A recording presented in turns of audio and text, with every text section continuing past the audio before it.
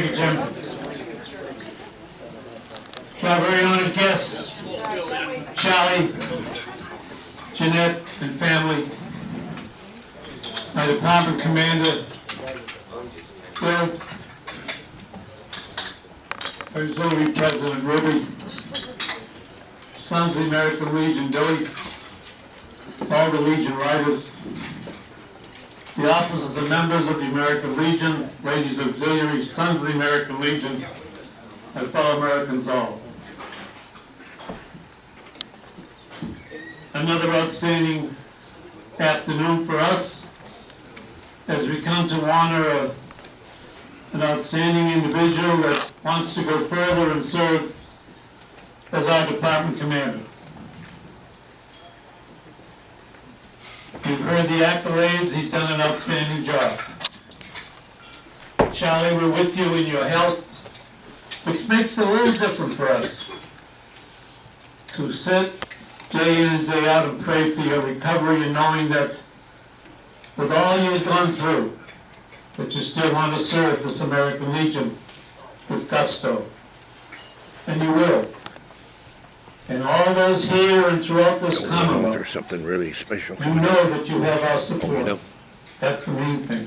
If you ever feel that you're set back, you want to stay home and relax, do that.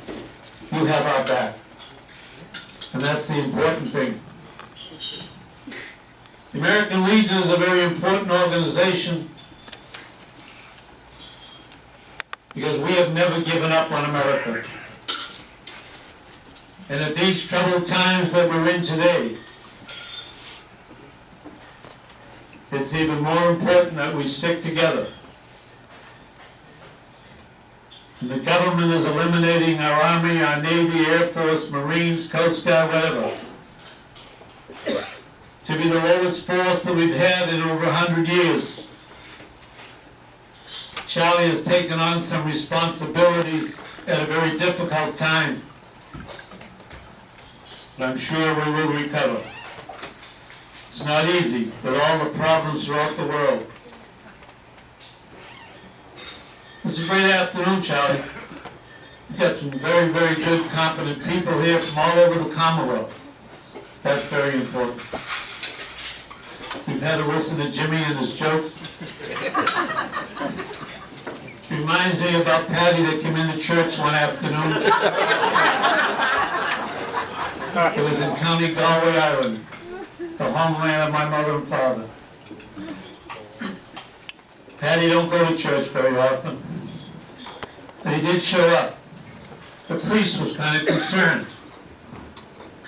He came down and he said to Patty, "Haven't seen you here in years.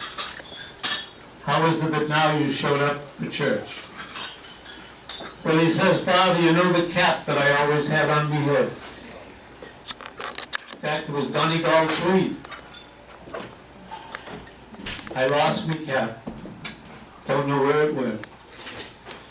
But I know that my friend Murphy had a cap like it. So I got to admit, I thought I'd come to church tonight, and when I left, I'd take his cap." "Ah," he says, "Patty, you wouldn't do that."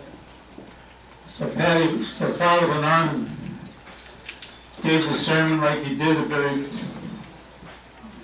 boisterous sermon on the 10 Commandments. Afterwards, he came up and he says to Patty, "Patty, I understand. As I look around, you didn't take Murphy's cap." "No, I didn't, Father."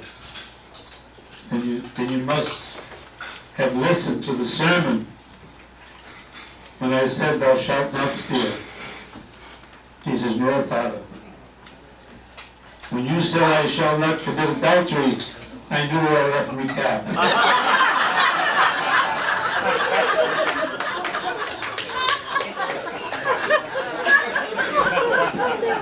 Ladies and gentlemen, it's a great afternoon. I'm proud to be here supporting you, Charlie, because I will all through the year. If you want to make a quick call to the House, Any troubles you may be in, I'll try to get you out of it. Because you will represent all of us. That's what's important. Because when we hear, we forget. And when we see, we remember. It's when we do, we understand. God bless you all.